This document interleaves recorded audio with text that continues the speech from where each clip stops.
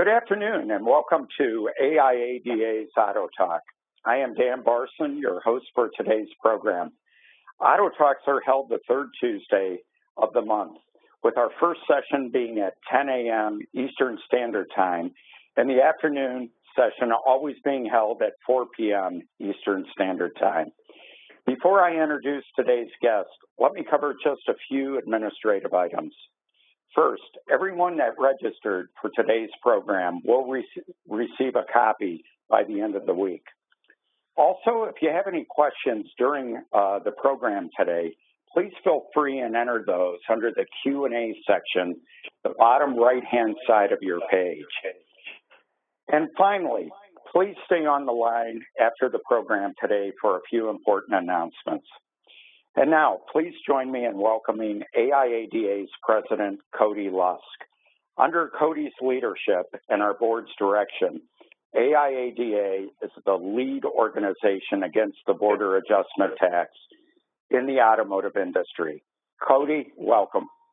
Hey, thanks, Dan, and thanks, everybody, for joining us this afternoon. This comes on the heels of our fly-in that we had a couple of weeks ago, where we brought a couple of hundred dealers in to lobby against a proposal called the border adjustment tax. Now, you might be wondering, or maybe you've heard a little bit about the border adjustment tax, but just for points of clarification, the border adjustment tax is not the one that President Trump has talked about, slapping on Mexican imports and other things. This is a separate issue that relates to the House of Representatives and how they want to pay for their corporate tax cut bill. So let's look at what exactly the border adjustment tax is. This would be a brand new tax on all goods or services, including autos and auto parts, that are imported into the U.S. This would be hit with about a 20% tax. Again, that's everything that's imported into the U.S., not just autos, but auto parts, food, clothing, everything. So you can see the impact this would have. Just to give you an indication of where this is a House proposal. All tax legislation has to originate in the House of Representatives. This was included in the House Ways and Means Chairman Brady's blueprint for tax reform, a better way, as he calls it, and this is their proposal. They want to use this to raise money to pay for the corporate tax cuts. So just to get an indication of what this would mean, because every vehicle in the U.S. contains imported parts, every single vehicle would see its prices go up. The most American vehicle built in the U.S. is a Toyota Camry, and it would be hit with the bat because it's only about 70% U.S. content. This new consumer tax would be devastating to dealers, but most importantly, your customers are looking for affordable, safe means of transportation, and this would hit them right in their pocketbooks. Now, before we get into sort of the messages of where this is on Capitol Hill or what the messages we are using, I want to tell you kind of where things stand. Now, you may, Bill here on the steps might look familiar. He's just a Bill sitting on Capitol Hill. I wanted to highlight this because we all learned in our civics classes and other things about how a bill becomes a law. But the reality is this doesn't work this way anymore. And the reality is what's going to happen in this is a lot like it's what is happening right now with the Affordable Health Care Act or Obamacare repeal and replace that's being considered right now. They're getting ideas together, and in a perfect world, they would get these ideas together. They would take testimony from affected parties like us. They would collaborate. They would have amendments. They would seek committee votes on these particular things. But that isn't how the House of Representatives works in reality. The House of Representatives is a dictatorship. It is not a democracy. This works to the advantage of the party in power. This is why we were all running scared when Nancy Pelosi was running the House many years ago because she had all the power and could do anything she wanted. Conversely, Paul Ryan now holds all the cards, so he can get this through, and this is really his baby. So what we're trying to do is get this eliminated or raise enough of an awareness about how bad this is for customers, how bad this is for our industry, so they won't even put it in the initial bill. Now, to give you an indication, this does not have any support thus far in the Senate. This is solely a House proposal and a House-backed proposal at the moment.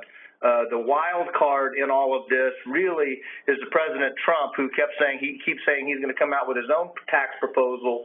So again, until he comes out with something, you may have seen in the press, they're really pressing to see where his guys are. If they're pro-bat or anti-bat, that's to be determined. But we're pressing forward, and I'll get you into some of the messages, the key messages right now. One, the analysis we've had, and I don't have to prove to you that there's an affordability issue in the auto sector as we speak. The average vehicle price, transaction price, is about $35,000. This border adjustment tax would increase on average at a minimum of vehicle prices by $2,000. We think it's even well north of that, up to $2,500, again, for the average price. This would have a tremendous impact on American consumers, and also would negatively impact the SAR to the tune of about 1 million vehicles less than what we're seeing in sales this year. What would that mean? That would mean jobs. That would mean, that hurts everything that we do. It hurts the consumers, their ability to afford anything. Here's the reality of the situation: is that American consumers and our customers can't afford a bat.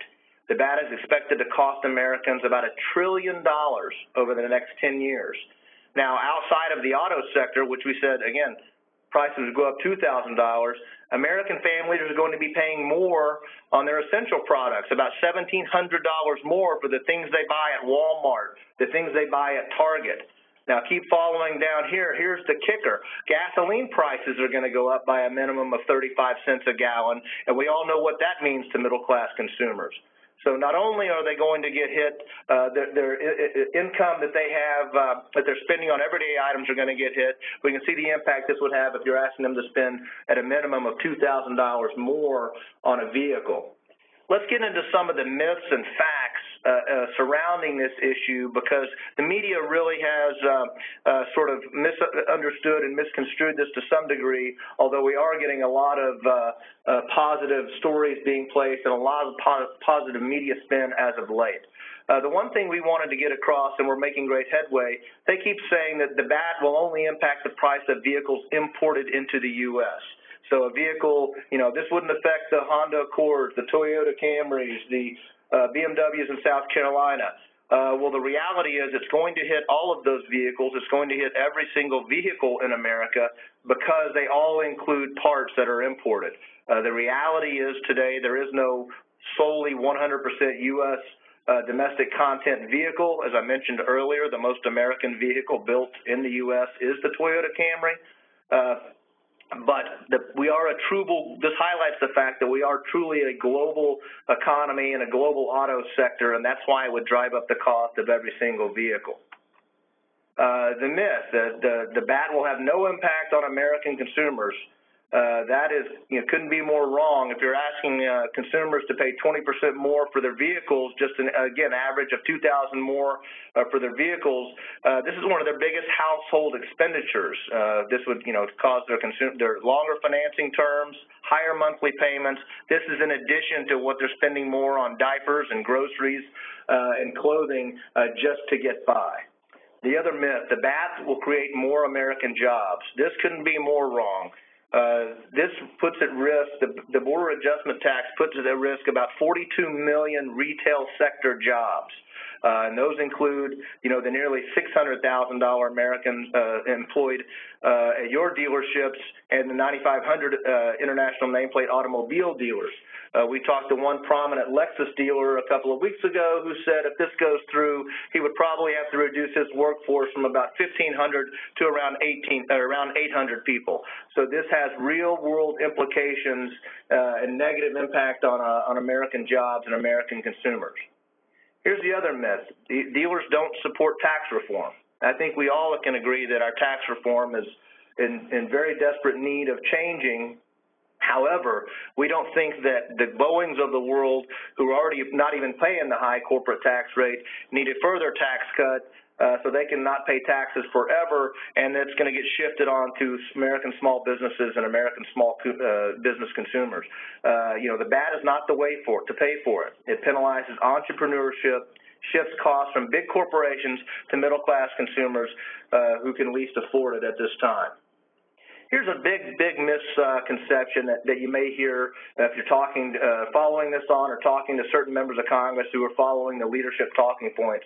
Hundreds of other countries have the same tax. In other words, a lot of other countries do this. They have this tax. They adjust their taxes at the border, and we're the only ones that don't. We're just trying to be fair. This is wrong. No other country in the world adjusts their corporate income tax. They have a VAT, a value-added tax, which is wholly separate than what we have. The VAT is an untested, it's a brand new, highly unpredictable economic theory that was espoused by, believe it or not, a professor from Berkeley that now the House Republican leadership has taken up. It also makes the U.S. vulnerable to billions of dollars in potential trade retaliation, which would be squarely aimed at our ag sector in Middle America, those, again, who can least afford this. Let's get into some of the highlights about who we are and what we represent, and then we'll talk a little bit more about what you can do. Again, 8.3 million vehicles were sold by international nameplate automobile dealers in 2015. 9,500 international nameplate automobile dealerships operate in communities all across America, again, employing about 600,000 people. If you look at all the auto dealerships in America, that number is close to 1 million people. So we are a significant chunk and a key drive of the American economy and a key driver of the American economy. And we think so goes the auto sector, so goes the American economy, and we don't want to see that wrecked with a reckless border adjustment tax. We have close to 60% of the market share, so we're providing customers with what they want to drive. We don't want to see that negatively impacted with this crazy tax. Now, here's a couple of things I want to highlight. We've got had a great presence in the media, and this sort of says it all right here. Look at this, Barron's, this is coming out this week, kill the border tax before it kills us. That says it all in a nutshell right there, because they pinpoint exactly what this does. It is a tax on American consumers who can least afford it and gives the Boeings of the world a tax cut. Now, don't just take Barron's word for it. Let's look at some of the other key leaders and economic leaders, what they have to say. You may have heard of this guy, Warren Buffett. Listen to what he says. A border adjustment tax. It's an import tax, and an import tax is a sales tax. It's a sales tax. In this case, on items that are not yachts or anything like that, they're the things that the ordinary person buys. So it would be a big sales tax. Steve Forbes has been railing against this from day one, and his argument is this is a big break for big companies, higher prices for beleaguered customers. Why are the Republicans doing this? He also points out the fact this goes and strikes at the heart of the very voter that put Donald Trump into office. One of the leading economists on this issue, says, listen, on the economic side, it's a terrible idea. It's a huge revenue sink. So those are some of the key things we have going for us right now. We've got a lot of headway, but what can you do? You can help be, a legislative advocate for us on this. There's a couple of things you can do. If you want to learn more, you can visit aiada.org/bat. That gives you a lot of more detailed information. You can click on there to send a letter to your member of Congress.